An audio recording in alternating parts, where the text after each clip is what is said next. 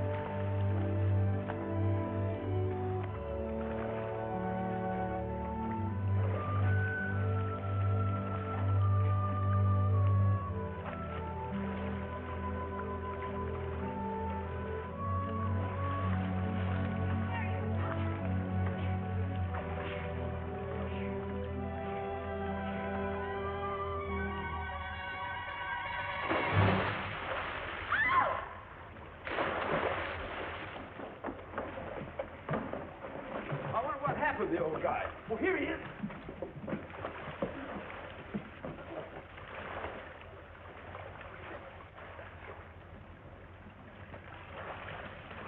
Need any help?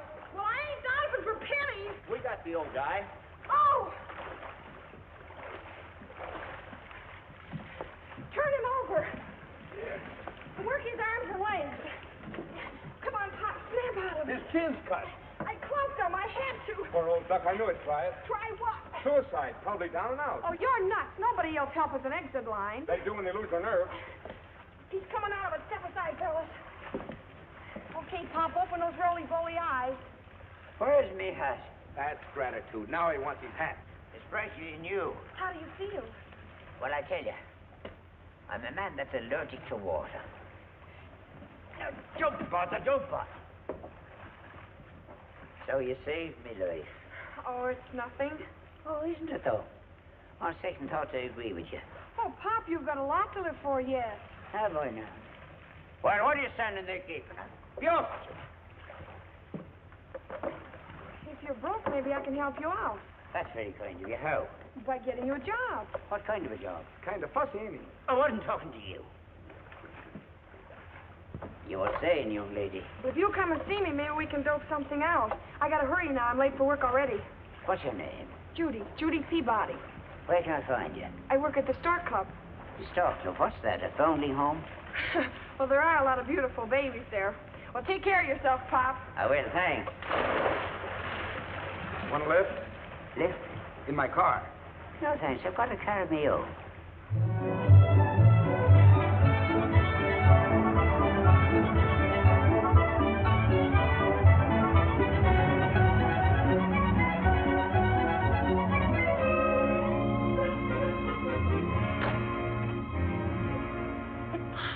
You're sneezing, sir. You don't say. You're sneezing, sir. You know, I figured that out for myself. You're all wet, sir. I didn't think it showed. And whatever happened to your chin? Why? Did I lose it? It's bleeding. A girl clipped me. She was trying to protect herself. I see, sir. No, you don't. I was drowning. How awful. You better take off those wet clothes, sir. I'll telephone Dr. Marston immediately. Give me your waistcoat, sir. You're all right. Sound as a dollar. Sound as a dollar? Now, what does that mean? You'd better stay in bed today, J.B. I'll look in on you in the morning. Don't bother. Every time you look in on me, it costs me $10. Goodbye, J.B. Will there be anything else, sir? You call Curtis. He's on his way over here, sir. Good. Sit down, miss. I beg your pardon, sir. Sit down, man. I want to ask you something. Fisk, did you ever drown? Why, no, sir. I mean almost. Well, I just did. As I was going down for the third time, my whole life flashed before me, just like a movie. How was it, sir? It stank. I understand, sir. Oh, you did, huh? Well, no matter. Fisk, I want to ask you something as man to man. If I had drowned, would you have missed me? Yes, sir, I would. You're lying. No one would miss me. Not even my wife. I'm sure Mrs. Bates would be inconsolable, sir. Nah, she wouldn't shed a tear. Well, maybe one or two just to be polite. I'm certain Mrs. Bates loves you very much and always will, sir. Then why did she up and leave me? You told her to. That's no excuse. I don't want to see anybody but me lawyer. Very well, sir. Come in, Mr. Curtis. Hello, yes. Hiya, J.B. Got here as soon as I could. Remind me to give you a medal. Scotch and soda, please. Why can't you drink bourbon? Scotch costs money. Oh, you got enough money to buy all the scotch in town. Scotch and soda, please. Bring me one, too. Very well, sir. May as well try it before it's all gone. Well, J.B., what's on your mind? Tom, I want to do something for a young lady. Something in a financial way. Financial, huh? Blonde or brunette? Blonde. Hair of spun gold. How old is she? Oh, 21 or 22, I say. It's your age, I'd say. Yeah, I know what you say, but don't say it.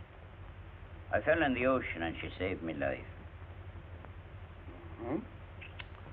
So now you're feeling generous, huh? Very. I want to make her life beautiful.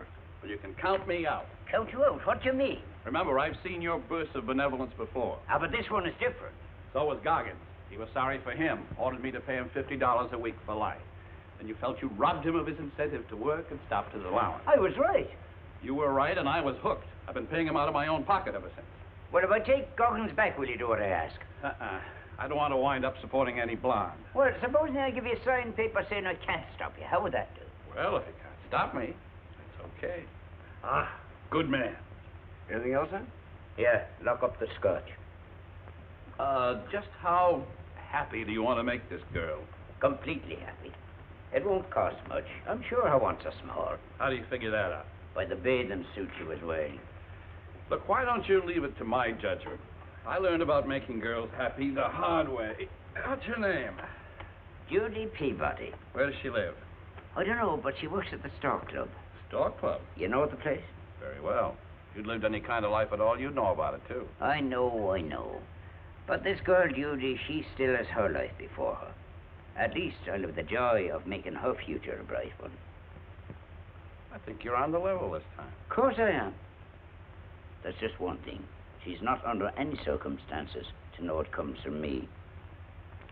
She thinks she saved a poor man. To Judy. To Judy, who works at the Stork Club and whose wants are small. I wonder.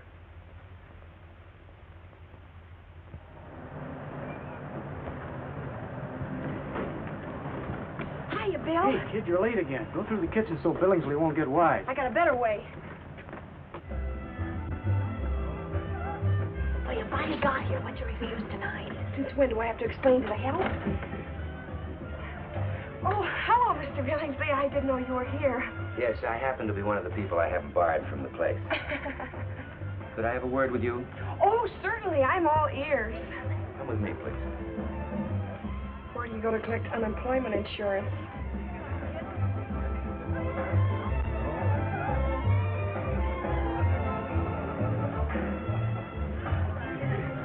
Hello, Sherman. Good evening, Dave. Maud, will you step into the pantry? One of the waiters, Rocco, was caught walking out with a ham.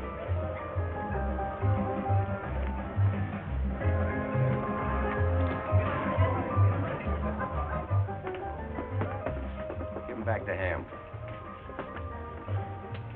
Here, you might want to make some sandwiches. Now you can leave and keep going.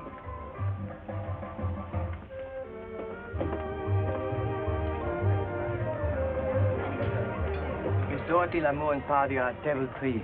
We sent her and the other lady a bottle of perfume each with my compliments. And no check. Yes, sir. She used to sing with the band here. Can't figure out why she left me. She's a star in the movies now. Yes, I heard that.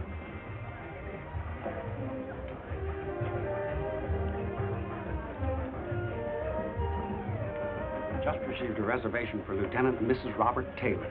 Oh, that would be Ruby Stevens. Forget what she changed her name to. You must mean Barbara Stanwyck. Oh, yes, that's it. A bottle of champagne for Ruby and Bob, and no check. Yes, sir.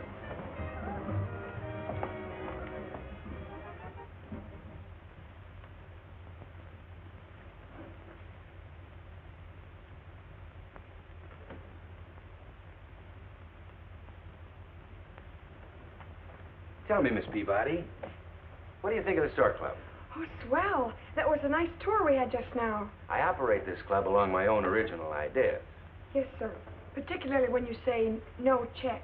You see, the Stork Club is the mecca for celebrities from all over the world. They come here to eat, see, and be seen. As part of our audience, they attract an audience. Get it? Oh, now I do. I want the right people here, in the club and on my staff. And one thing I demand of my staff is punctuality, a fact you continue to ignore. Mr. Billingsley, I'm sorry. It's like this. I'm not interested in excuses. You always have excellent ones. Oh, but the things that happened to me, they're just fantastic. Now, this Now, afternoon... never mind. You understand, don't you? I think I do. Well, sure you do. You're smart. That's why I hired you. Yeah? A girl like you is an asset to the Stork Club. Honest? Why should I lie to you? Could I run it by myself? No. I need plenty of help, good help.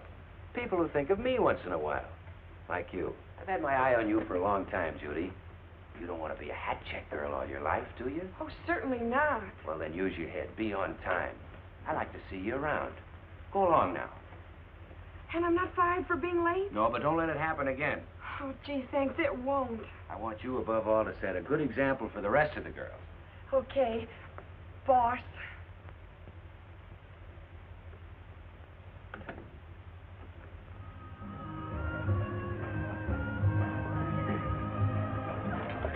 Did he tie the can to you? You don't hear it rattling, do you? Swell. Good evening, sir. Good evening. Hey, it's canteen night again tonight. The boss is furnishing the food. Want to go? Sure. Do you know if he's going? I don't know, but I bet he does. Gee, I wish I could get on so he could hear me sing. Good evening, sir.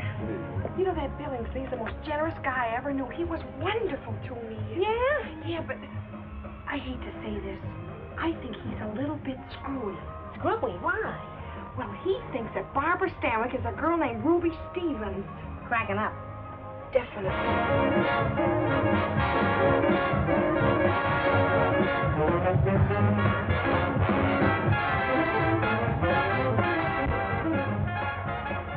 Say, this ain't bad. No, but I'll bet it looks that way. Ah, don't the music get you? He's had me. My boyfriend's a band leader. Yeah, where does he play? He doesn't. He's a Marine in the Pacific. I get you.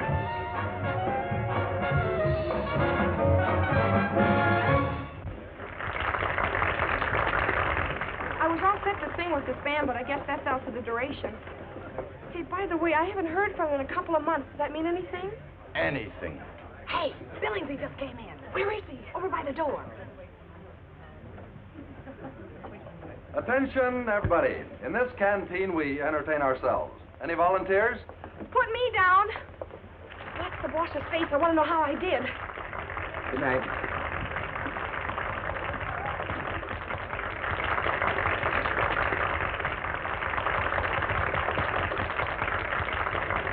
Of course, you can see I came totally unprepared. How about a little help from my quartet? We'll be right up.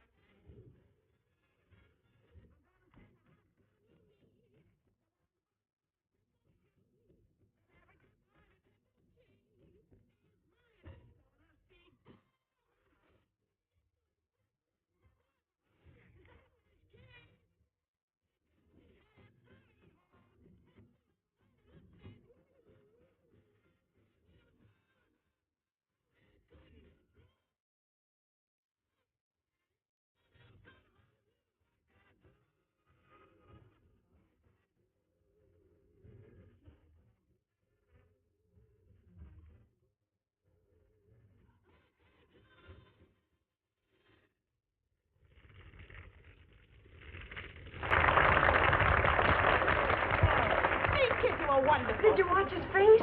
How could I? He took it with him. The laundries aren't what they used to be. The comfort all shrunk out of them. I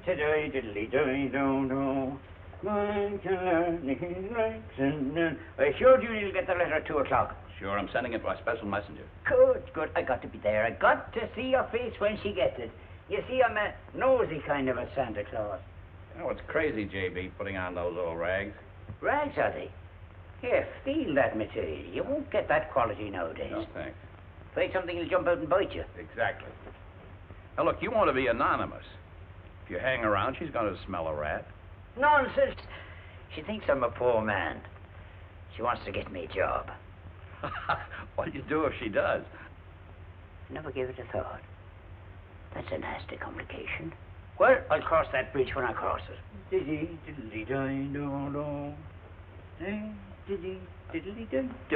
How do I look? You look like a tramp. I wouldn't think it possible. Look at the head start you got. Nothing you can say can annoy me today. Come on, drive into town. I wouldn't walk to the corner with you.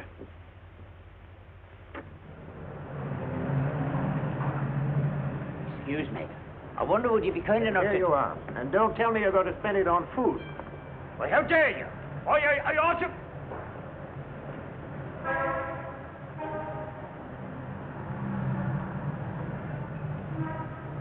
There it is. Sure enough.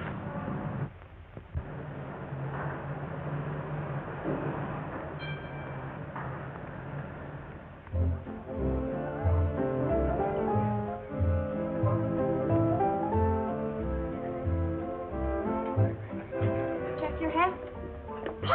How are you, Judy? How have you been anyway? I've been managing. Anyhow, you're still alive. Is he?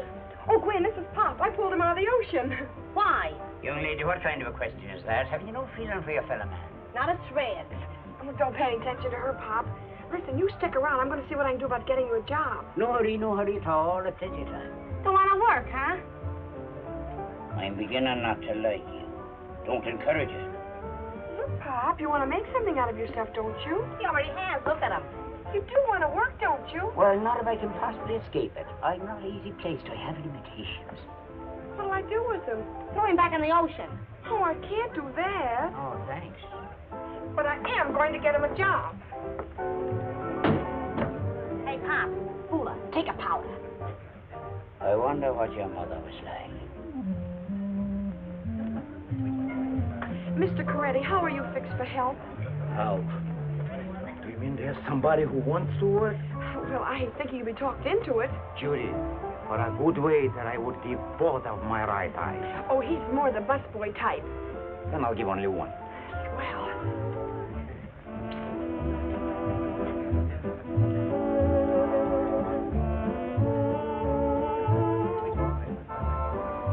this is Pop. Mr. Coretti, Pop. Mr. Coretti, is it? Come with me. Good luck, Pop.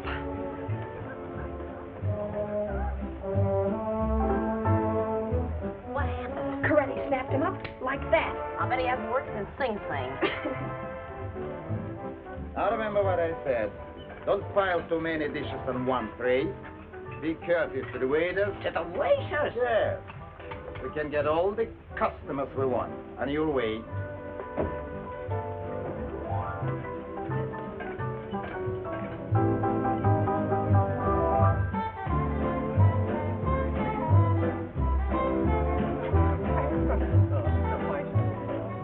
Clear out these dishes, boy.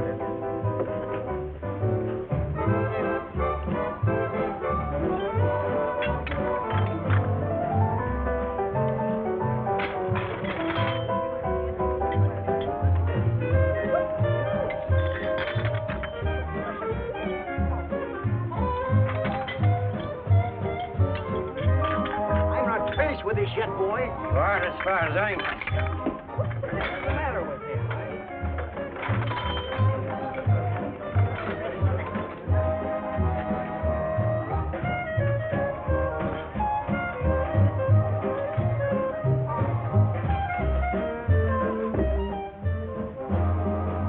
Hey, boy. Right over here.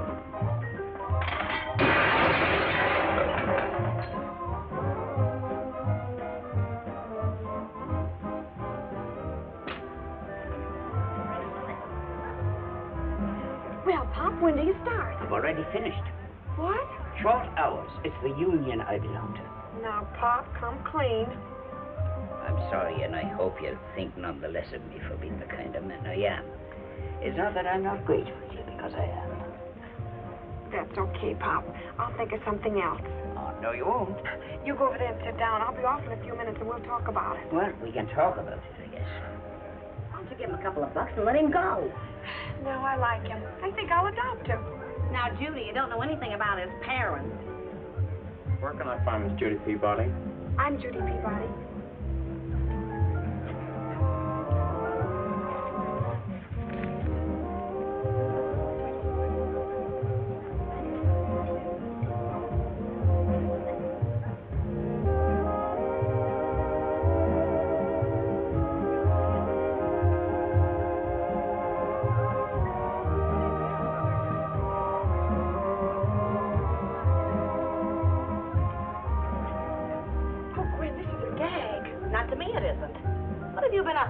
Nothing. Why? That line, you have been most accommodating. That's a lie. I wouldn't take that too seriously. Somebody thinks very highly of you. I'll say they do. Nothing like that ever happens to me. Do you think it could be on the level? It's a cinch to find out. That's right. Locks Fifth Avenue's the biggest store in New York. They sell everything from a baseball bat to a diamond lavalier. Who needs a diamond lavalier? A very vulgar. If that letter means what I think it does, you'll need a baseball bat. I'll try it out on Pop. On me? We'll take you to the men's department and get you outfitted from head to foot. If it works, we'll buy out the joint.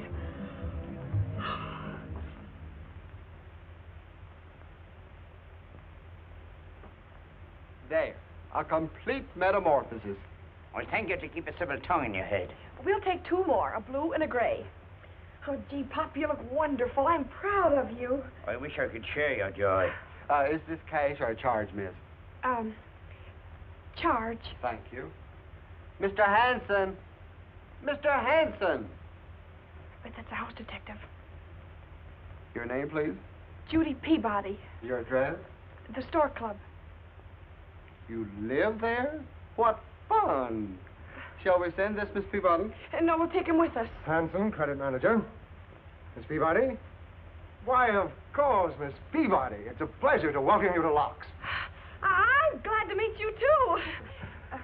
We've been expecting you. Then everything's all right? Perfectly in order.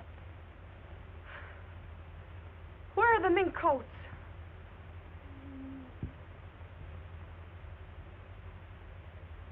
Genuine Labrador mink, Miss Peabody. Minks?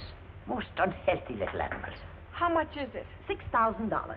Feel it, sir. I can feel it from here. Oh, it's beautiful. And the price is right. But, Judy, wouldn't it be better if you first looked at some nice cloth coats? Oh, Pop, you have no idea what mink means to a woman. I'll take two. Two? My coming out present for you. Oh, Judy, I couldn't think of it. What do you mean? You've been thinking of it for years. We'll wear them. Today, in all this heat? Wouldn't you? Yes, Miss Peabody. Miss Peabody's the young lady in white. But, Judy, it's August and one of the hottest days in the year. So what? You'll melt in a fur coat. Yeah, but I look awful good doing it. Miss Peabody, Yes? I'm Higgins, your chauffeur. Yeah? Your car's at the north entrance.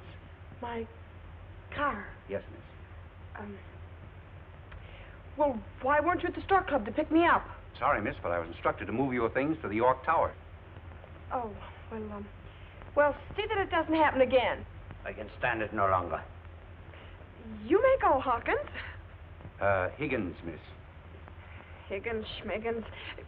You may go anyway.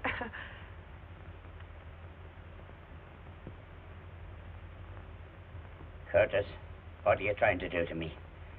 That girl is here buying fur coats in bunches like bananas. Well, you wanted to make her happy, didn't you? Sure, I wanted to make her happy, but not hysterical. Cars, chauffeurs, York Towers. The girl will break me. Well, J.B., if she does, you can always come and stay with me. I don't want to stay with... I keep them out of the sun as much as possible. We'll get a couple of parasols. That's a good idea. Call again, Miss Peabody. We will if we're in town. Where have you been? Getting me second wind. And now for the dresses.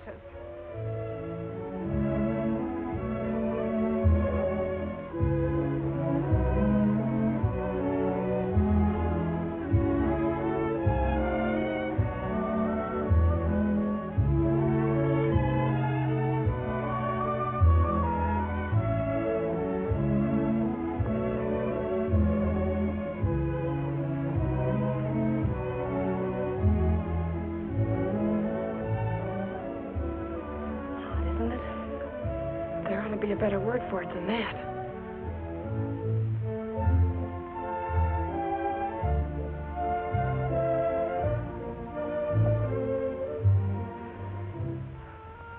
Shall we take them off? I'll die first.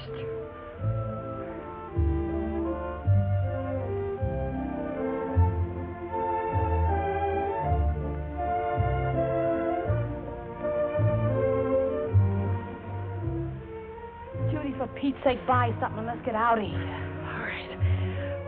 Miss. Yes, Miss Peabody. I don't know if they're all so beautiful, but I'll take that one, and that one, and that one, and that one. I take that one, and that one, and that one, and that one. Why don't you take them all? All right, Pop. I'll take them all.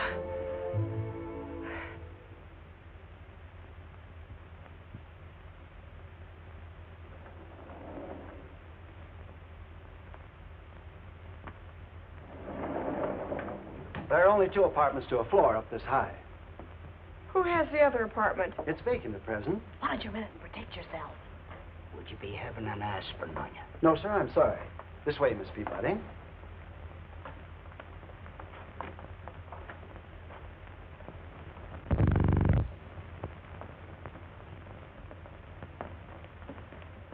This is the living room.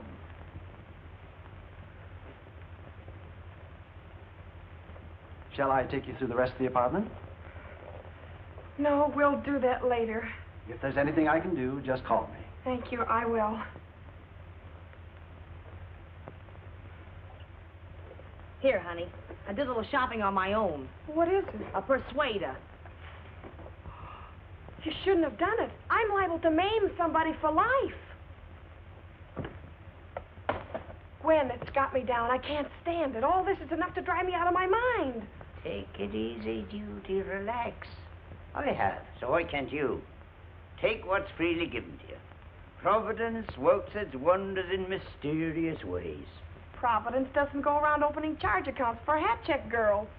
Well, I'll be running along. Oh, no, Pop, don't go. I need your moral support. Do you now? Besides, where'll you go? Oh, I'll be all right. Sure, curled up on a park bench somewhere. Well, not exactly. Have you anyone, Pop, you're close to? Not anymore. What happened? My wife left me 6 months ago. Why? I told her to. There was a slight complication. Another man. Clarence Bascom. Was Bascom younger than you? No, 65. Oh, he had money. Not as much as I. She left you for another bum? I don't get it. Pop, a man 65 is harmless. I'm 65 and I'm not harmless. So far as my wife is concerned, I mean. That's her picture. Isn't she lovely? Yes, Pop. I think the whole thing must have been your fault. Why does everyone side with Edith? Now, Pop. Till you get yourself straightened out, you better stay here with me. All right. Only I'll have to leave you from time to time. Now, Pop, you gotta give up all that panhandling. From now on, I'm taking care of you. Now, go pick yourself out a room. I want to talk to Gwen. All right. Gwen, I'm scared. What are you gonna do, move out? I am not. I'm gonna find out who the wolf is. Well, whoever he is, he sure howls pretty. Well, it won't do him any good. I'm saving myself for Danny. Suppose Danny finds out. Oh, how's he gonna find out? Way out there in the Pacific. You know, I got a hunch there's another Judy Peabody. Say, I never thought of that. I wonder who she is. I wonder what she does. Wait a minute, Judy. That letter was sent to the Stork Club. Think back. Have any of the customers been particularly nice to you lately? I can't think of anybody. I've got it. What? Who is the most generous man in the world?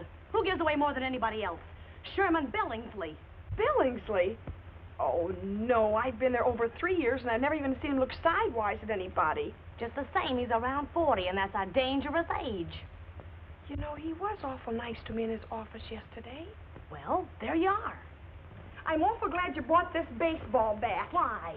Sherman Billingsley's going to look pretty silly with no teeth. Are you quitting the job? No, I'm not. But I'm going to play sick tonight. I got to have time to think this thing over. Do you want me to tell him? No, I'll phone.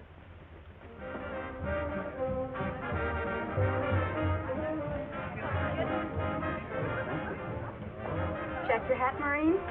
I'm looking for Judy Peabody. She's not on till 9 tonight. Still works here, huh? Oh, that's great. I like things to stay the same. Makes a guy feel like he's really home again. You're Danny! That's right. How'd you know? Oh, she talks a lot about you. Still? There are 12 of us here. We all know you. Stork Club cloakroom, Molly speaking. Who? Judy? Hold on a minute. It's Judy. Shall I tell her you're here? No, I want to surprise him.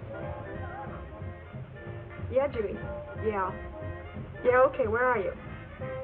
York Towers? Oh, So long. She's at the York Towers, suite 32A. York Towers? What is she doing there? Nothing you gotta worry about. Yeah, that's right. You're still head man. Oh, sure, I know that. I was just thinking I'd like to see her right away. And you know how it is. Well, get going. You want to see what I brought her? Sure. Take a look. You probably think I got it in China. Well, didn't you? No, Frisco. Oh, she'll love it. I hope so.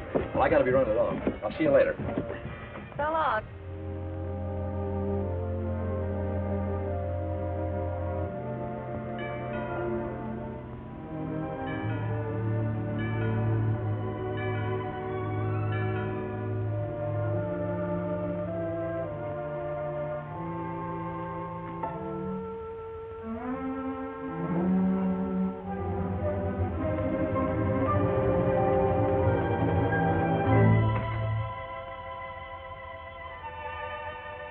Kid. Surprise?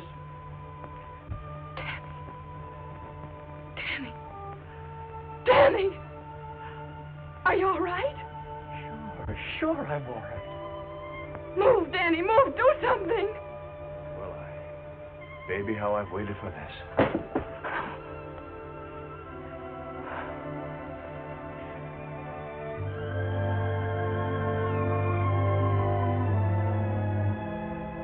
Wow!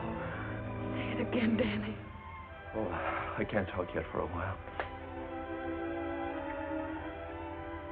Talking would make sense now. We can talk later. Oh, I just want to look at you, make sure it's you, but you still feel the same.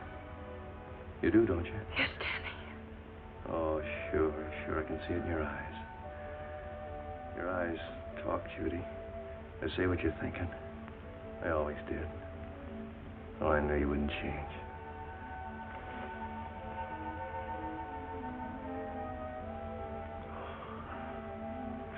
Say, I've got some good news for you, honey. You're good news to me. Yeah, but wait. I got a band all set to go. So soon? Oh, wait till you hear them. A pick of the country, top men. I organized them at Mare Island Hospital while we were waiting to be discharged. Oh, gee, Danny, it sounds great. Yeah, but I got to work fast. If I don't get us a job, I'll lose them. You can't hold guys like these together without dough. How would you like to work at the Stork Club? Well, is there a chance? I think it can be fixed. I'll talk to the boss. Oh, the same old Judy, huh? You're going to sing with the band, you know that, don't you? Am I, Danny? Nothing but the best for me. Oh, say, I brought you a little something. Did you, darling?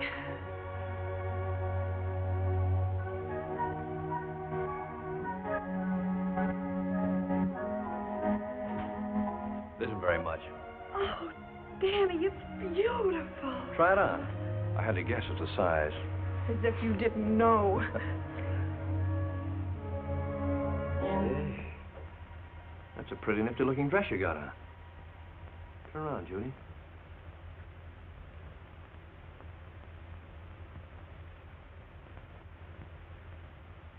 Yeah, very nifty. Do you like it? Yeah. Business must be good in the check room. Where are we, Judy? Let's try the jacket on. Oh. Whose apartment is this? Well, in a way, it's mine, Danny. In a way? Yes. What kind of a way? In a perfectly innocent way. You live here alone? Well, practically. Well, I picked myself out a fine room. Who's that? The butler. Butler? Mr. Butler. This is Mr. Wilton. Danny Wilton. Can it be?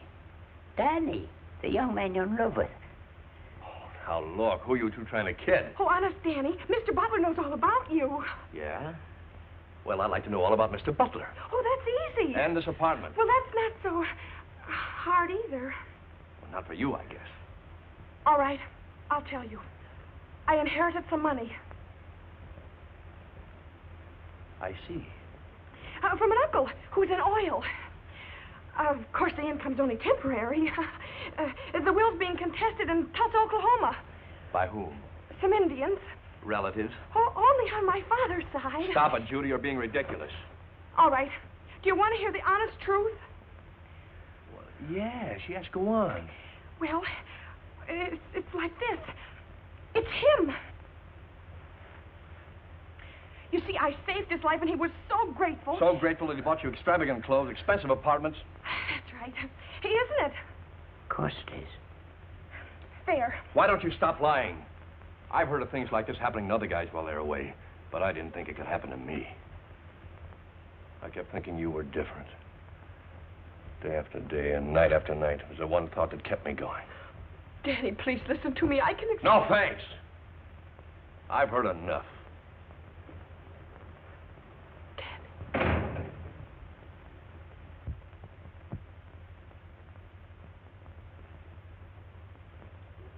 How did you make up that story about it being me? How could I tell him the truth when I don't even know it myself? Why didn't you show him the letter? Oh, fine. Then he'd think the worst. The letter says I've been very accommodating. Oh, if only he'd come home yesterday. I'm sorry this happened. Maybe I could help you to find out who he is. Oh, but you don't understand, Pop. You see, I think I know who it is. Oh, you do? Yes, my boss. Bill Ainsley. And the worst of it is I have to go to him tomorrow to see that Danny gets the job at the Stork. Now, Judy, promise me you won't do anything we'll both be sorry for. What do you think I am? Don't answer that. Any calls? Judy at the cloakroom is here to see you. Oh. Well, okay, tell her to come in.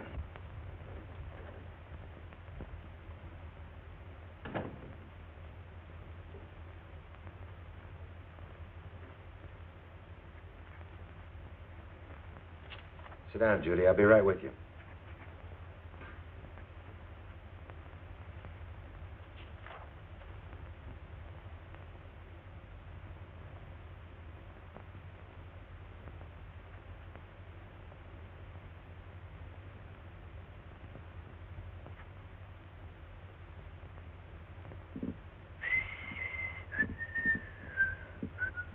Is anything wrong? Not yet. What's the matter with you? Nothing. Everything's fine. You've been very nice to me, and I appreciate it. It's nothing. Oh, no? Certainly not. Look, sure, Mr. Billingsley. That's right about my being under no obligation, isn't it? Your only obligation to me is to be on time and do your work properly. I don't get it. There is one thing, however. What?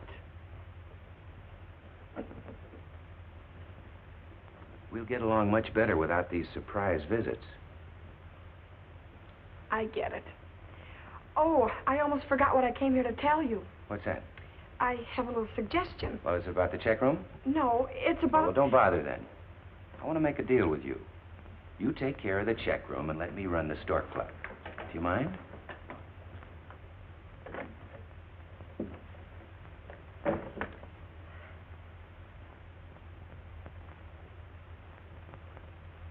Come in, Miss Peck.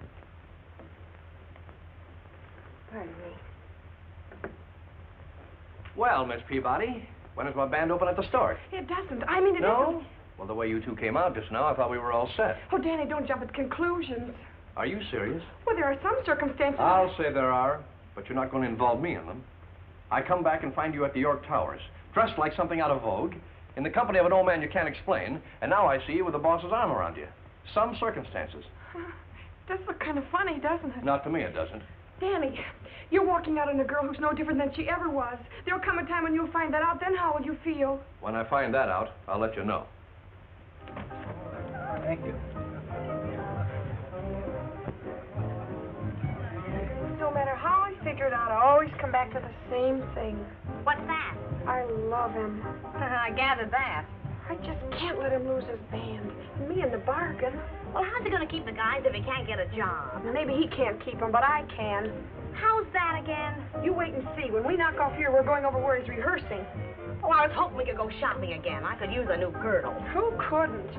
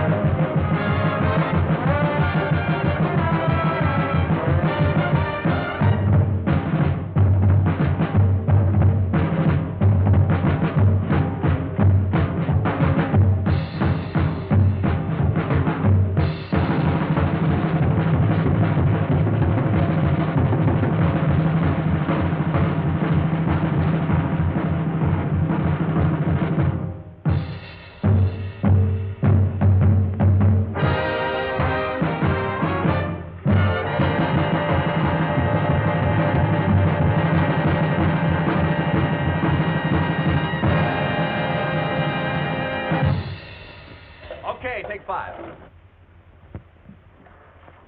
Jimmy! Gwen! You stood me up the last time we had a date. That was 3 years ago. What happened?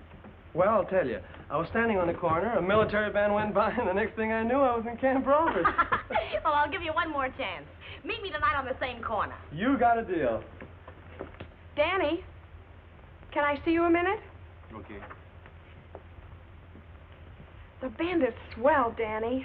Thanks. And if you open in a good spot, your fortune is made. That's right. You like rich guys, don't you?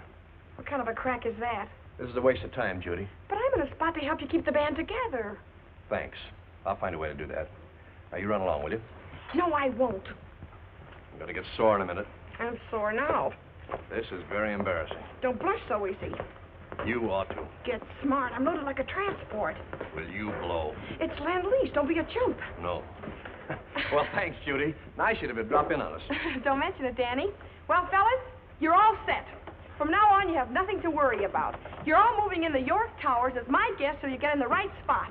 Hey, now, wait a minute. Oh, Danny thought maybe you fellas wouldn't like it. Why not? Tell us more. Nothing doing. I won't stand for it. Can you make us a better offer? Well, no, but we'll get started eventually, and then... Never mind that. I'm all for it. What do you guys say? Well.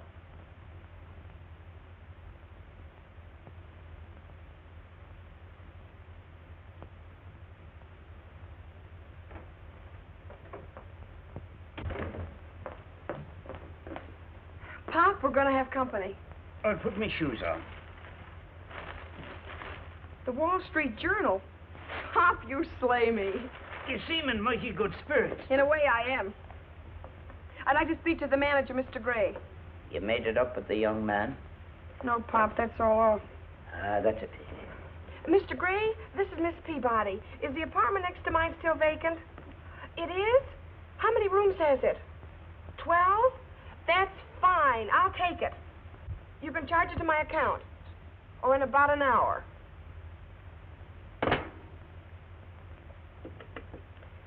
Operator, Will you connect me with Rock's Fifth Avenue? Now, what are you up to? I'm going to ruin Billingsley or somebody. Locke's men's department, please. I'll show him. I'll smoke him out. I'll spend every cent he's got. Yeah, but why? He ruined my love affair, that's why. Men's department, this is Miss Judy Peabody at the York Towers. Could you send a representative up to my apartment to measure 12 men for dinner jackets, tropicals, and a half-dozen business suits apiece? Then there'll be shoes, shirts, and collars and ties besides. That's fine. Thank you very much. What have I done? Pop, did you hurt yourself? What? When you bumped into the wall just now. Did I bump into the wall? Well, what do you think? Judy, I must tell you something. I am a man. Now, don't tell me you're leaving again. I think both of us should leave. Not me. I'm after somebody's scalp, and I won't rest till I get it. But, Judy, it's my scalp. You must have hit your head. Why don't you go lie down? Judy, you must believe me. I'm a rich man. I hope to bring a little happiness into your life because you saved mine. But, me good girl, your kind of happiness is more than I can afford. Well, why don't you stop it, Pop? I thought of that one ahead of you. Call Curtis. Find out for yourself. Yeah, he would know. I want to talk to him anyway. His number's Victor 21098. You read that on his letter to me. Call him. Call him.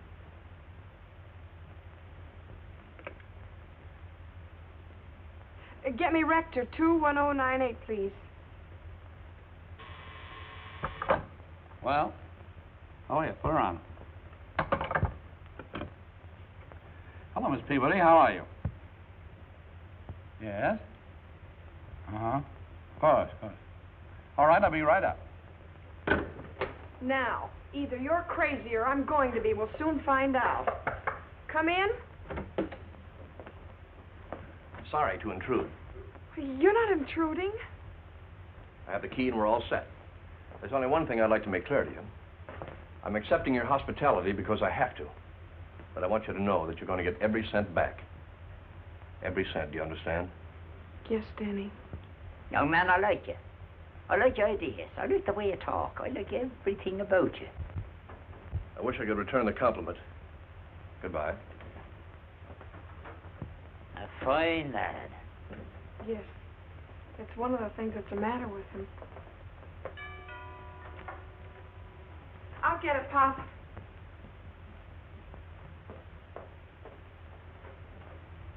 Are you Mr. Curtis? Yes, Miss Peabody. Come in. Thanks. Well, it took you long enough to get here. Now, sir, tell this young lady who I am. Oh, I never saw you before in my life. What? Is he annoying you? Yes, he is. He told me a terrible lie. I told her who I was. I expect you to confirm it. I think the poor old chap's demented. Come on, you better get out of here, old man. Oh, no, I don't mind if he stays here. I just wish he'd behave himself. What did he do? Will you or will you not tell her who I am? Oh, please, if you're not sure who you are, don't advertise the fact. Oh, Mr. Curtis, I'm trying to find out who's keeping me. Well, you mustn't do that. Your benefactor's a very generous man, but he wants to stay unknown. I'll find out who he is some way. I don't think you will, Miss Peabody. Is it you? No, I pay the bills, though, and you go right ahead and do anything that's going to make you happy. Oh. Well, whoever he is, I'll break him if it's the last thing I do. Well, that will take quite a bit of doing, Miss Peabody. Goodbye. Goodbye. Curtis! Hiya, J.B. Oh, you know me now. How dare you say you didn't know me? Well, you told me not to let her know who you are. Never mind what I tell you to do. You do what I tell you. I'll try to remember that. That girl's out to break me. How can she, J.B.? She's organized. Look, you're solvent. What can it cost you? $200,000 or $300,000. And, of course, the gift tax. Gift tax? What's that? Well, if you'd ever given anything away before, you'd know. Every time you give anyone over $3,000, you have to hand the government another 30%. Coolidge. Oh, for another Coolidge. After you, J.B.? I wouldn't ride in the same car with you. I'll walk down.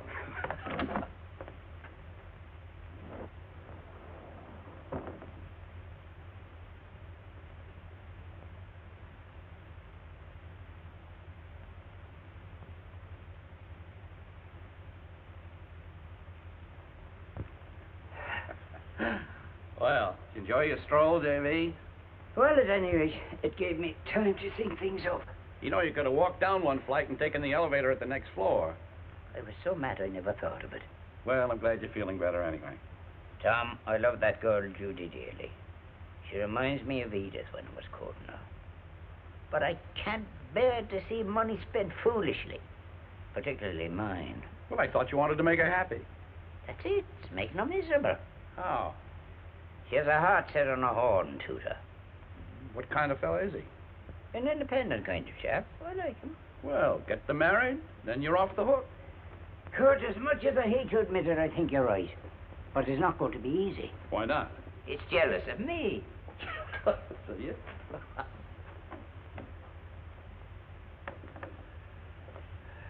Yeah, I'd use the elevator if you want to get there tonight.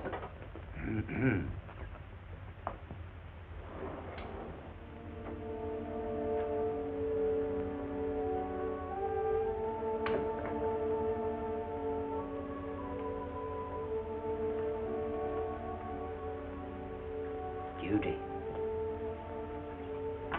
Yes. I want to ask your forgiveness. I don't know whatever possessed me to act like I did. Neither do I. How could you make up such a lie? What was the point? I guess my poor old brain isn't what it used to be. Pop, I'm sorry. But I still have my lucid moments. And if you let me stay around with you, I'll help to bring Danny back to her senses. Pop, if we only could. I beg your pardon. Don't let me interrupt you. Oh, Pop. Well, that's the way things stand, Danny. I can't place you for at least 2 weeks. But I'm willing to stake you and the boys in the meantime. We're being staked now. The guys are getting other offers from bands that are working. And I can't hold them together 2 weeks longer. That's a tough break. But keep in touch with me, though. You never can tell. Yeah, I will. So long. Thanks, Barney.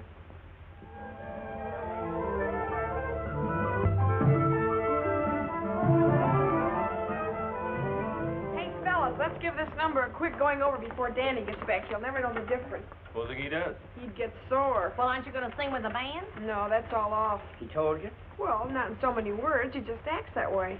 Well, go ahead and sing, Judy. I'd like to hear you myself. Maybe he's a reason you don't suspect. What do you mean? I'll tell you after I hear you sing.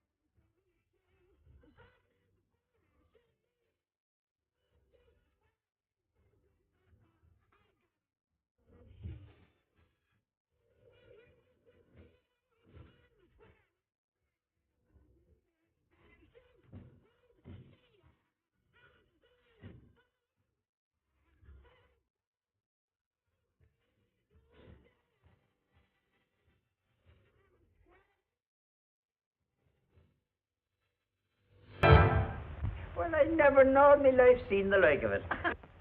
Well, what's the verdict, Pop? Well, you all finished up together anyhow. A couple of times there, I thought the musicians were going to get away from you, but golly, they didn't. It's remarkable. Thanks, Pop. Gee, fellas, you were great. I'll say you were. And you'll sing with the band or else. No. We gotta keep peace in the family. Danny's the boss, and what he says goes. I'm doing all right, but you guys are just getting started. I wonder would the young men know a song I'm a little more familiar with. What's that, Pop? In the shade of the old apple tree. We can fake it. Fake it? Well, he means they can make it up as they go along. That's not necessary. The song's already written. Well, would you like to hear it, Pop? I would very much indeed. Do you know the words, darling? I think so. Would you mind singing it for me? Sure. It takes me back to the time when I was courting Edith. That was the song of the day then, and we danced to it together many times. Okay, fellas, hit it. Okay, let's go. In the shade of the old apple tree. Whoa! What in the name of goodness is that? Well, that's in the shade of the old apple tree. Glory be, what happened to it? Well, that's jive, Pop. Oh, is it? Would you mind playing it my way? How's that? I'll show you. Only this time, don't hit it. Kind of caress it. Now.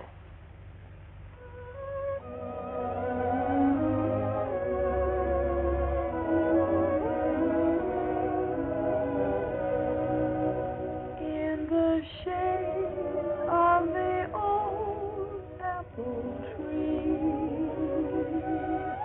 where the love in your eyes I could see,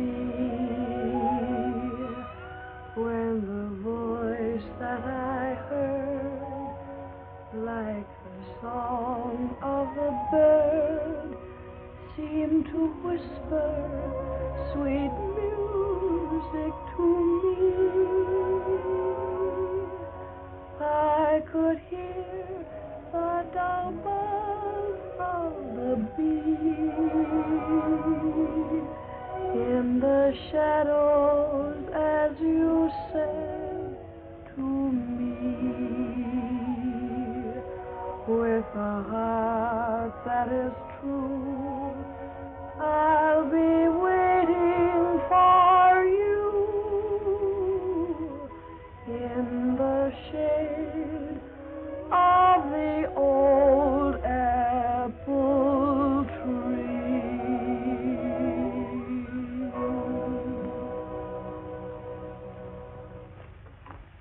What a torch he's carrying. What? His wife left him for another guy. Well, let's get his mind off her. Take the chorus of your song again, Judy. 1, 2. I want to brush all the blush and the gush. I'd rather get left than be right. I'm just squaring social circles. Anyone here want to fight? I'm sorry, Danny. We were just killing time till you got here. No, that's all right. You should rehearse. If the band went to work, you'd have to. Am I your singer? You were going to be. It looks like all bets are off, fellas. There isn't a chance of us getting a job for 2 weeks. 2 weeks? I want you guys to realize that I appreciate your willingness to string along with me. Here's wishing you a lot of luck wherever you go. I'll see you later. Wait a minute. You fellas believe in this band? Sure we do, Judy, but we gotta work. Well, will you give me 24 hours to make a deal for you? Well, what are you going to do? Quiet. I've got a thought. Well, what do you say? Okay, Judy. Wonderful, but don't say anything to Danny. Just go next door and keep him there till you hear from me. Come on, Gwen. What's the dope? Billingsley. He's coming here to an audition. When'd you fix that? I haven't. I'm going to. Can you? Get me the Stork Club, please. I can try. He'll never come up here for you. Nobody will for Walter Winchell. Walter Winchell? Sure, they're pals. Billingsley will do anything he says. Give me Mr. Billingsley's office, please. What makes you think Winchell's going to ask the boss up here? Wait and see. Hello, Sally. Give me your boss. How am I doing? You'll get 20 years. Hi, Sherman. Get this. It's hot off the press. No, Sherman. Get the Stork Club off your mind for a second. I want you to meet me at the York Towers, apartment 32A, in a half hour. You're going to hear one of the greatest bands in the country. Okay, don't fail to be here. Well, to tell Daddy to get the boys ready in their tuxedos to audition in 20 minutes. I got to change and instruct Pop what to do when Billingsley gets here. Now, hurry.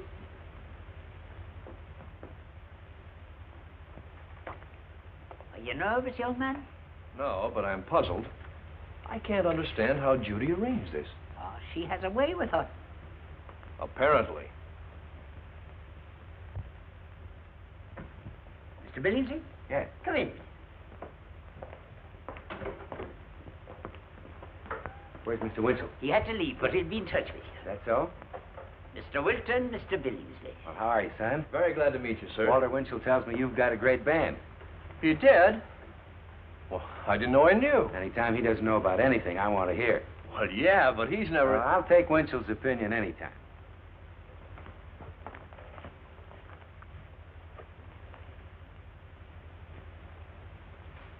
Well, go ahead, give out with the tunes. Yes, sir. Sit down. Thank you.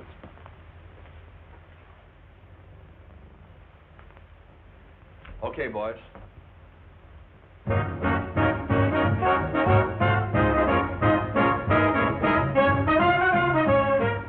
do you think of it? Excellent. Do you really? Of course I do.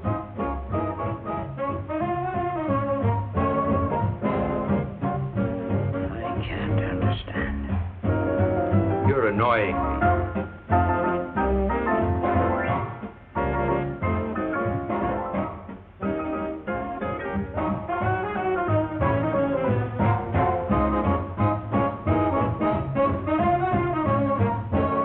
I'm beginning to like it myself.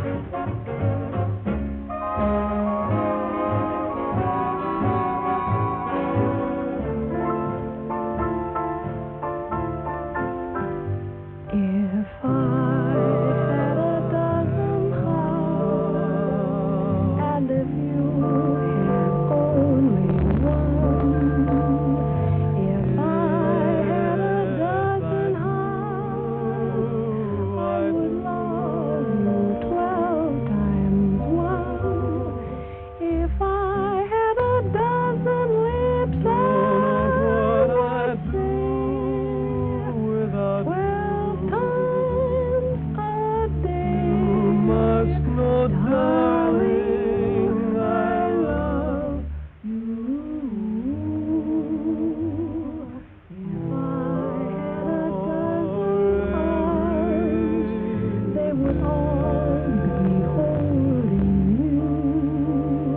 If I had a dozen dreams, in your arms they would all come true. Although I know a dozen hearts are falling, I couldn't love you much more than I do with one. 12 times one. Believe me, I love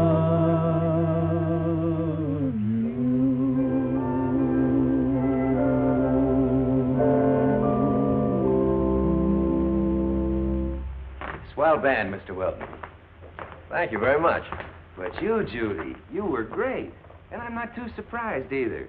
I always knew you were tops, but I didn't think you had all that talent besides. It's a terrific kick for me to have Judy come through like this. Just goes to prove you can get so used to a person doing one thing that you fail to realize they can do anything else. Can you understand that, Mr. Wilton? Oh, sure, I understand it. Very well. I'm proud of you, Judy. Thank you, Mr. Billingsley. You haven't heard the best yet. Sing the waltz from Judy. Nothing doing. No waltzes. There's never been a waltz played in the Stork Club. Huh. Can't be much of a place. The Stork Club was built on soft, peppy music, and it never stops. That's why I have 3 orchestras, understand? Oh, he understands. Good. You open tomorrow night. So come and see me in the morning, Mr. Wilton. We'll make a deal and sign the contracts. He'll be there, Mr. Billingsley. Oh, and by the way, Judy, I'd know that voice of yours anywhere. Besides, I was sitting with Mr. Winchell when you phoned. Good night, all.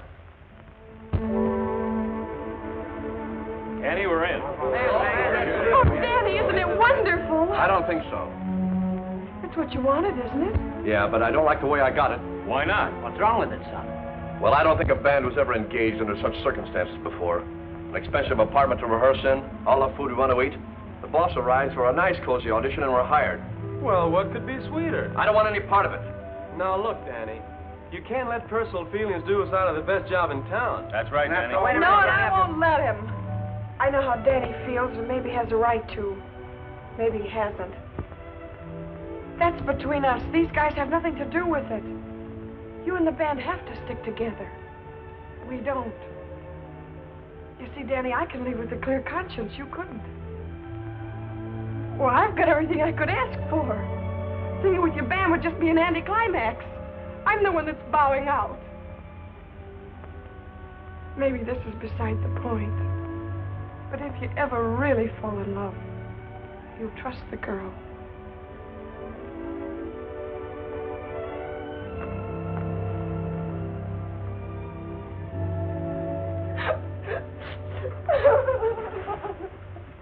Oh, gee, honey, don't cry. Everything will be all right.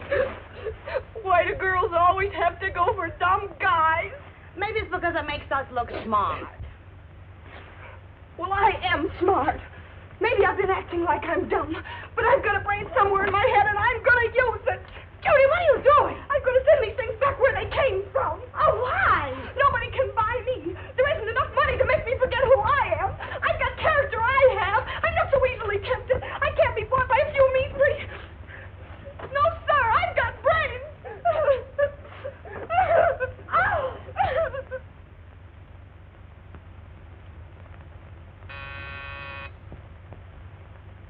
Yes?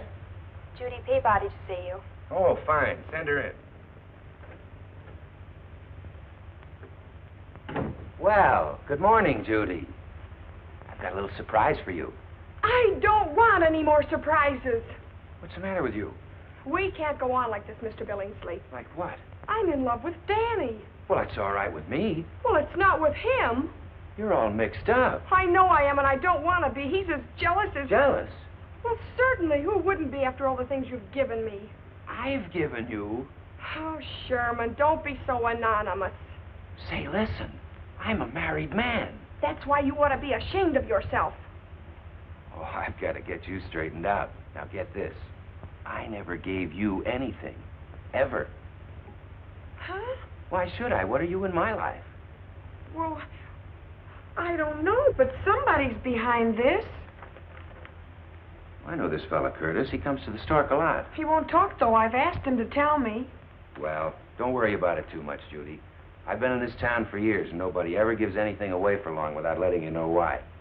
You just sit tight. You're a clever girl. Stick to your singing. It's your real future. But I can't sing with the band the way things are between Danny and me. Well, either you do or I don't want the band. Oh, I'll open tonight. Don't worry about that. Atta girl. We'll be very happy together. I understand, Mr. Billingsley. No, you don't, but you will. Come in. I want to straighten you out, too. Don't lose your temper. Why not?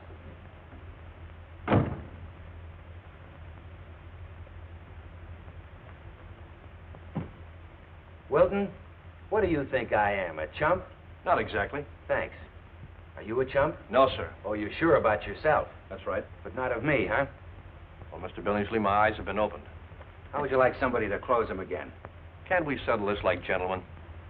Well, now you're talking my language. I like you, Wilton. I like your band. And I like Judy. Yes, sir. Don't say yes, sir, like that. Sorry. Come here. Look at those photographs. Take a good look at them. Those are the only women in my life. That one's pretty young, isn't she? That's my daughter. Oh. They all are except my wife, and I'm married to her. Oh, I see. It's about time. Well, I'm sorry, Mr. Billingsley. That letter should have tipped you off. Tom Curtis isn't my lawyer. Tom Curtis? What letter? Oh, she didn't show you the letter. No, and I wonder why. Well, forget I mentioned it to you. Now, I've had enough of you two. Keep your personal affairs out of the Stork Club. That's all. Yes, sir.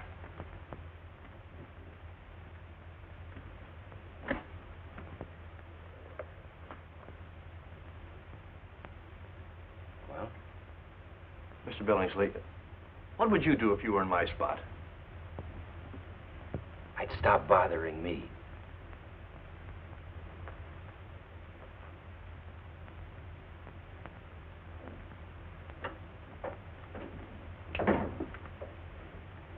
Danny! Well? What happened? Nothing much. Billingsley's okay. I was wrong about you and him. There, you see? No, I don't. You don't? It's got to be somebody. Oh, well, you know who it is. I told you. Pop? Certainly. Oh, how could it be? Well, he's a very rich man, and a good man. Wait till you meet his wife. Have you? Naturally. Why do you look at me like that, Danny? We're never going to get together if you don't believe in me.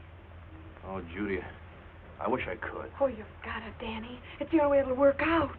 Hi, Judy. Oh, hello, Mr. Coretti. How's your friend Pop, the boss boy? Oh, oh, that was a very funny gag, wasn't it? Yeah. He breaks $32 worth of dishes, and she calls it a gag. Who was he? An old mix she brought around. He had a brogue that thick. Somebody owes me $32 for dishes. Oh, Danny, I can explain it. Sure you can. But break it in on somebody else. I want to speak with Mr. Curtis. He's not in yet? Why not? He's not at home either. Never mind who it is. I'll call again. Hi, Pop. What goes? I was calling your lawyer. My lawyer? That man Curtis, I was trying all morning. For what? I thought he might speak to Danny on your behalf. Well, that wouldn't do any good. It might. I'll go to my room and brush up a bit before I go out. Jealousy is a terrible thing. Love should be tolerant till truth breaks through the clouds of doubt. Gee, that's beautiful, Pop. Who said that? I did.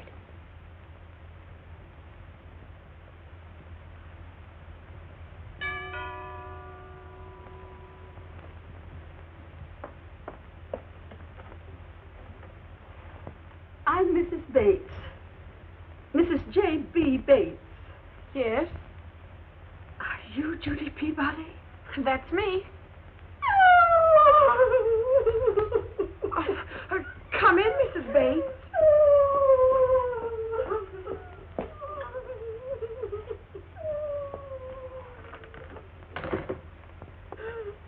I know now I've lost him. Well, I'll be glad to help you look for him. A friend of mine in the building says he lives here. Well, a lot of guys live here. A lot? How many? 12 or 14. You poor child. Well, what instrument does he play? He used to play the zither. Oh, well, he's not with these cats. Cats? Why don't you try the Salvation Army? I'm sure my husband wouldn't be there. Oh, I'll bet you mean Pop. Oh, he lives here with me. You admit it.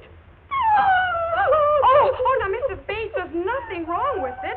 Your husband was drowning, and I saved his life, and I've been trying to get him a job. He's down and out. Mr. Bates is a rich man. How's that again? Mr. Bates is a very rich man. Oh, then he's the one. Oh, it's too good to be true. Mrs. Bates, you've got to take your husband back. Don't you want him? No, and he doesn't want me. Why didn't he tell me who he was? He did. Then he denied it. I'm sorry, I can't follow this. Neither can I. He's practically ruined my life. How? Well, I got a boyfriend. I had a boyfriend. And Jerry cut him out? Oh, no. Pop loves you. You're all he ever talks about. Miss Peabody, I can't believe it. I want to go to him. Oh, no, you don't. Not on your life. Our men don't trust us. We got to teach him a lesson. I tried that and lost him. Well, this time you do it my way and you'll get him back. By the way, do you always dress like that? Yes, I do. Why? You meet me in the Paris shop at Locke's 5th Avenue at 2 this afternoon. We're going to the Stork Club tonight. The Stork Club? Whatever for? You leave that to me. I can hardly contain myself. Oh, you've got to. Now, when Pop comes in, make believe you think the worst and walk out on him. Is he here? Now? Certainly. Tell me, Mrs. Bates, is your slate clean? My slate clean? Yes, he seems terribly jealous of a Mr. Bascom. Well, that's ridiculous. Clarence Bascom is a harmless old bachelor. He courted me years ago, and Jerry can't stand the sight of him. He's coming. Now, whatever you do, don't let on and be firm. Judy, where'd you put me? Oh! Well, Mr. Bates, explain yourself. Now, Edith, take it easy. Are you going to believe me or what you see? Who could believe you, you scoundrel, you philanderer, you viper, you snake in the grass? Don't ever speak to me again. This is the end. The gods have done me in. They were laying for me. I've lost the upper hand. Who was that? Me wife. Your wife? Couldn't you tell? Oh, well, relax, Pop. Remember, love should be tolerant till truth breaks through the clouds of doubt. And if you want to know who said that, you did. The fact is, I read that in a very cheap book.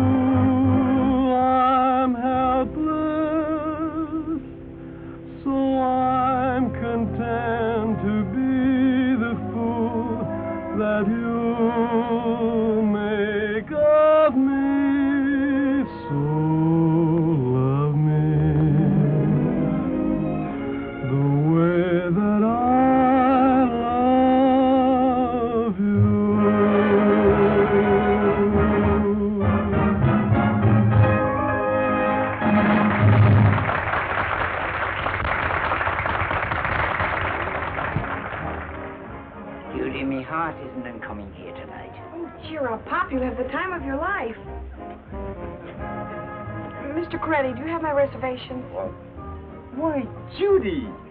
Yes, Miss Peabody. This way, please.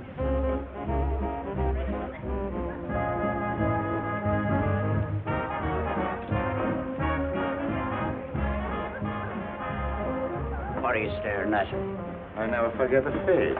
You've looked at mine long enough to remember it the next time you see it. Yes, sir.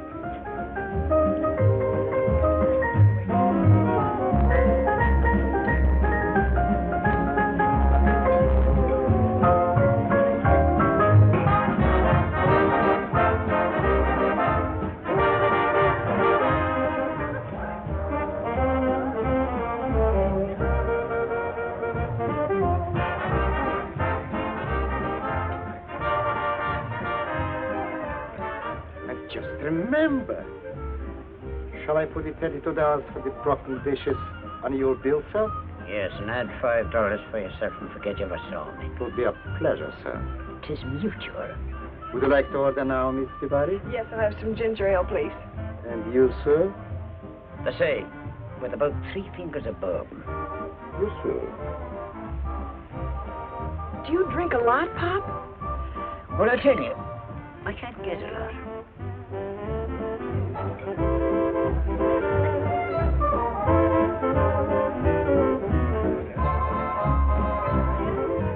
Glory be, she's beautiful. Take it easy, Pop.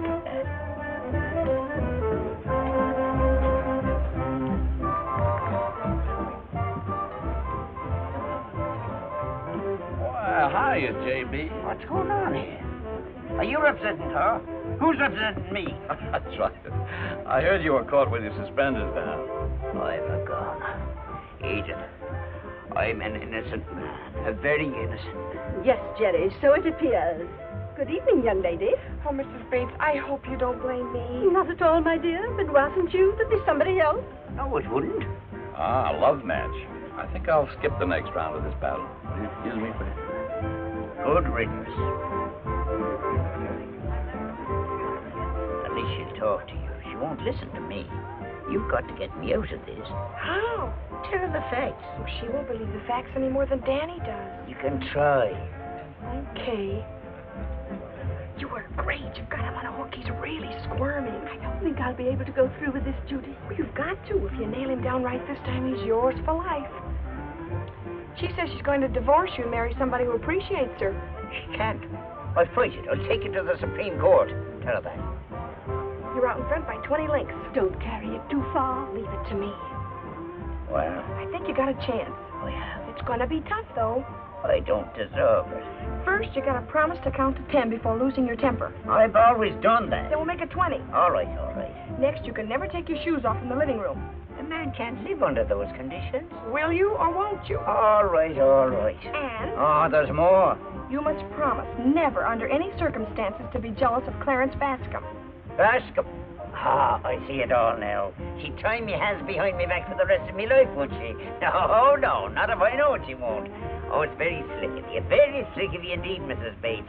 You and your stipulations, and me agreeing to them. Now, calm yourself, Pop. No, no, Judy, this goes deeper than your innocent eyes can see. But, Jerry... Don't Jerry me. You're not going to pull the wool over me eyes as you did in the past. That isn't true. And I'm going out of here. No, you're not until you pay the check. They're very funny about that in here. Somebody bring me the check. If you leave here, Jerry Bates, you'll never see me again. That's what I had in mind. I'm ashamed of you, Pop.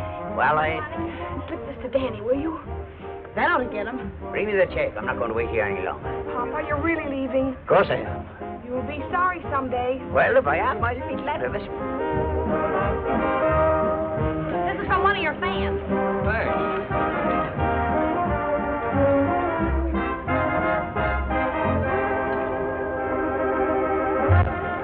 Hey, fellas, the boss wants to hear Old Apple Tree. We'll bake it in tea right after this chorus. And it was a lot different, too, wasn't it, Pop? Oh, I know you haven't forgotten. Even though it was a long time ago. 40 years. You told me about it yourself. It brought tears to your eyes when you did. Look at her, Pop. Isn't she beautiful? And just think what she was then. Why, every boy on the block hoped she'd look his way. But she only had eyes for one. A young, wild Irishman. He had a right to be jealous. It was sweet. Till it got stupid. In 1905, he was romantic. Where they danced to the same song they're playing now. But I guess that's the trouble. He just isn't romantic anymore. Oh, but he is.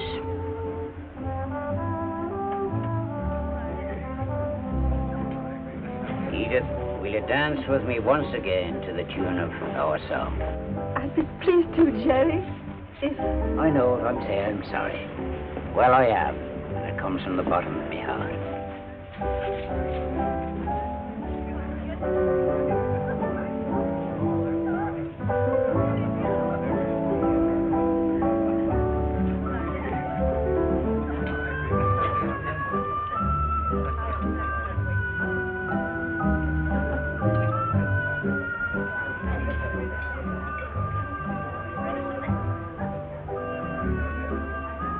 I'm glad that's patched up. Yes, isn't it wonderful?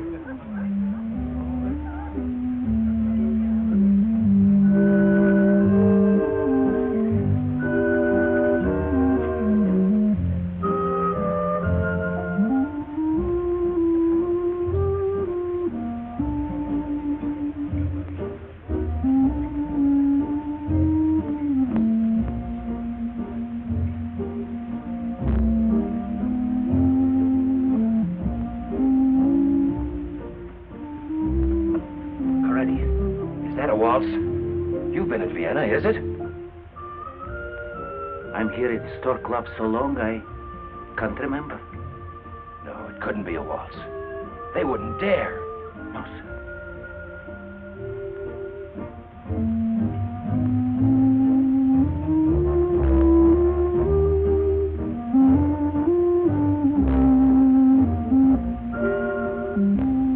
That's a waltz, isn't it? Yes, sir. Well, what's the idea?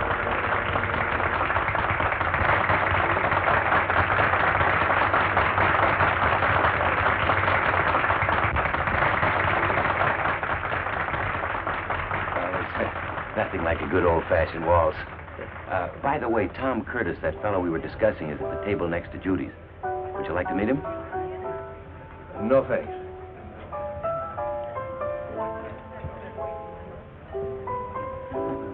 Here, Tom. Take over. Do me a favor, will you, Gwen? Sure, what?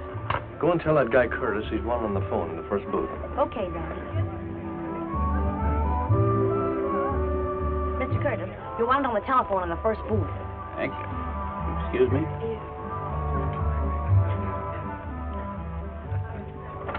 Oh, I'm sorry. That's all right. Come in. Mr. Curtis, I'm Danny Wilson. How do you do? It's rather close in here, isn't it? I liked it that way. Well, it's much more comfortable out at the bar. Uh-huh, but Billingsley's got a rule. Anyone who fights in the Stork Club is barred for life. Well, I kind of wish I'd been barred yesterday. Look, Mr. Curtis, some time ago I was in a cave about this size with a Jap. Well, as you gather, I'm here to tell the tale. What happened to the Jap? I know I'm supposed to double over at this point, but there really isn't room. Mr. Curtis, there's only one thing I want from you. Well, I hope I've got it. I want the truth about that letter you wrote to Judy Peabody and everything that's behind it. Oh, is that all? Well, that's very simple. Miss Peabody saved Mr. Bates from drowning. He wanted to reward her and still remain anonymous. It's all very innocent, I assure you. Oh, well, thanks, Mr. Curtis. That's great. So can I buy you a drink? Yes, you can. Unless you want to be sued within an inch of your life. But Judy, dear, you've given all your time to us. What are you going to do about your young man? I'm just going to tell him the truth. But you can't do that. You've already told him the truth and he doesn't believe it. Pop, what can I do? Tell him another lie. What lie? I haven't worked anything out. I've seen you at work and I've every confidence in your ability. All right, but you've got to back me up. We'll do that in more ways than one. While Edith and I were dancing, we talked about a little surprise for you. Oh, Danny, you know Mr. and Mrs. Bates. How do you do? Danny, I have to sing with the band or Mr. Billingsley's going to let us all go. That's his privilege. I won't till you believe in me, and I know you won't let me till you know the truth. That's right. But, Danny, you're going to hear it right now. I'm listening. It started many, many years ago, in 1849, wasn't it, Pop? Yeah, 49. That's right, in the summer. It was the year of the gold rush. Yeah, I saw the picture. How'd you like Charlie in it? Stick to the subject. Well, you see, it started the day I saved Pop from drowning. That's when he first discovered who I was. I have a strawberry mark on my left thigh and my bathing suit doesn't cover it. Pop noticed it. You'll see it someday. Well, Pop casually mentioned that his father knew a man in Alaska with the very same marking. They shared a claim in the big Yellowtail mine. Interesting? Very. Oh, I mean the way Judy tells it. I know the story well. But I never get tired of hearing her related. Go ahead, Judy. Thanks. Well, right about here, I think I ought to mention my grandfather's map. Oh, a very good-looking man he was, too. The map of the mine. Yes. Pardon the intrusion. Well, my grandfather was lost in the blizzard of '51, and Pop and his father have been looking for me ever since. Pop changed his name to Butler while searching for me. Well, of course, now you're very rich. No. And this is the part you won't believe. The man that Pop's father thought was my grandfather turned out to be no relation of mine at all. Well, how did you find that out? My grandmother told me. Well, now that makes sense. Why didn't you tell me that in the first place? I didn't think you'd believe it. Oh, Judy, you underestimate me. You see, I do believe in you. Now, doesn't that make you eligible to sing with the band?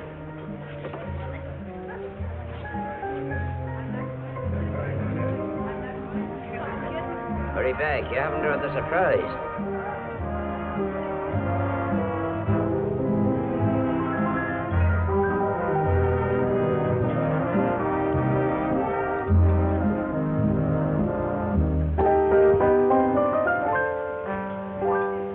If I had a dozen hearts, and if you had only one. What a liar. If I had a dozen hearts, I would love you 12 times 1. Yellowtail mine. If I had a dozen lips, I would say Grandfather's map. 12 times a day. Strawberry bark. Darling, I love you. Well, seeing is believing.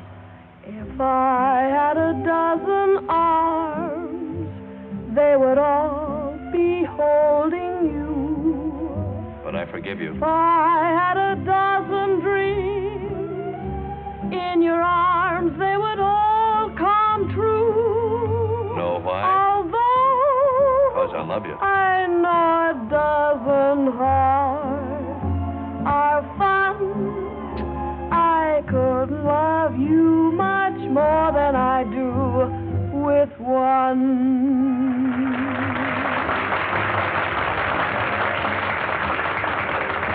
I love your pie face. I'll be waiting for you over with Pop. Okay, sweetie.